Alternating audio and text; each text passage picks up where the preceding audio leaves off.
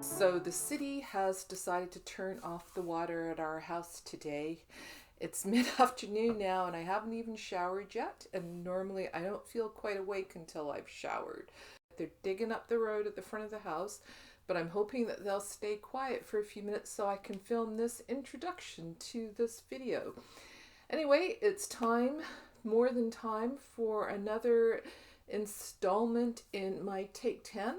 This is the September installment, and I'm going to do things a little bit differently this time. I decided to try and film myself making my project this time, and hopefully that'll go all right and I won't have a crisis like I did last month when things didn't go the way that I had pictured them in my head. And let's see how things go, shall we? All right, let's see what I sent out in this month's envelope. So I have these beautiful blue envelopes with flower inclusions, but I didn't have enough. So a few people, including myself, got cards. And here's what was inside. Of course, there was the note explaining the whole thing.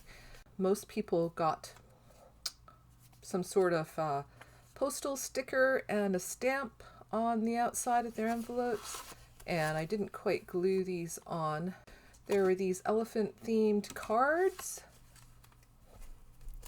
a vintage cat, what would you call this? A vintage cat cut-out piece of scrap, some butterflies, a tiny little playing card, a clipping from a vintage newspaper,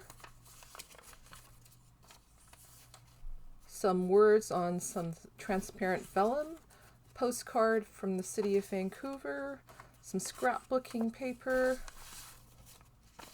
sheet of this grid paper, page from the Book of Brave Deeds, some yellow vinyl sticker paper, some reinforcements, colorful reinforcements, and a piece of ribbon, peach color ribbon.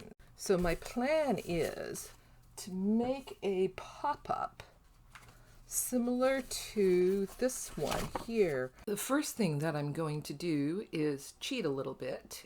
Most people, well, everybody in the group got a single panel off this City of Vancouver postcard. It started out as a trifold, but I'm going to use two of the sections. And I'm going to cut out the sky. And then the next thing I'm going to do is I'm going to work with this vintage newspaper clipping, but I'm going to colorize it. And I'm going to use pencil crayons to colorize it because I think that they'll give it the right feel. Even though pencil crayons are not my favorite tool, I think they'll give it the right sort of colorized look that I'm going for.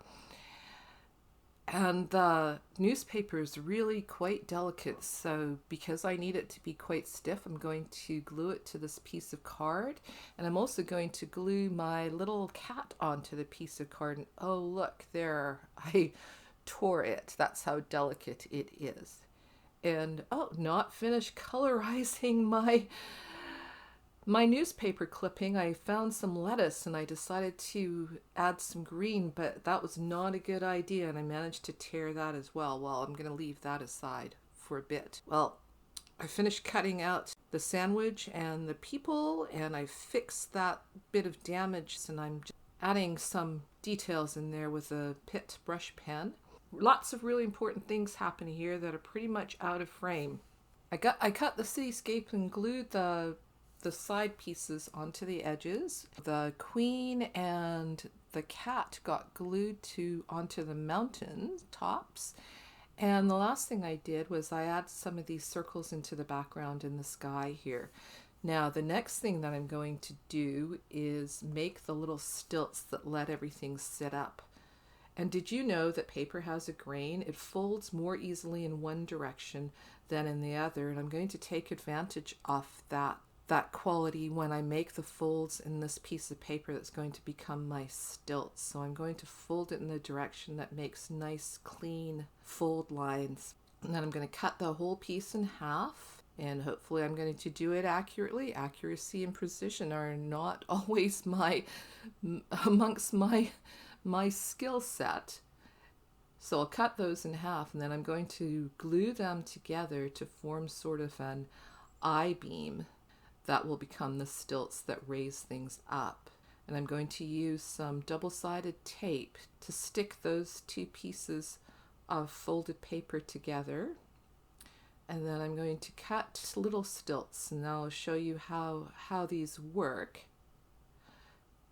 The most important place to put these stilts is along the fold line, and the stilt gets put onto the pop-up piece, and it's placed right across the fold line with that little slot, and you can see how it folds up nicely with the little slot right on the fold line. And then the back end gets glued down to the card below, also right along the fold line. And this is really important to get those things placed carefully. And then you can also put any other stilts that you like, place them around your piece depending on how big it is. You might need more or less to hold the whole thing up off the surface. Now everything gets stuck down, and this double-sided tape is so easy to use in comparison with other things like glue and stuff would just make a whole mess. Double-sided tape is great. So yes, here I am sticking that down right on the fold line there.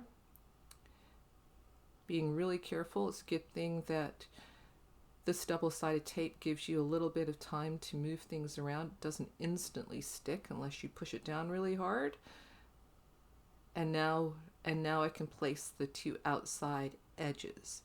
And usually when I'm making pop-ups, the way to place things is you do it by folding the card closed on top of the items that you want to stick in place. But I'm not sure, I don't know that this was necessarily the right strategy to use here, because in a minute you might not notice it, but I noticed that my stilts got a little squashed in behind there.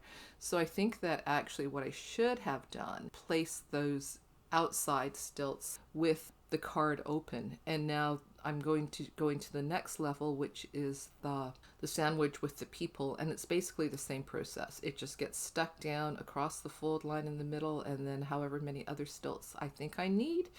And now I've changed my mind. I've decided that I want something sticking up behind the burger, and I thought maybe the dog, but I wasn't really feeling it. So I kind of wish that I had not glued the queen down, but oh good, I'm able to pull her off and reposition her behind the burger. I like that better. Like there's a little bit more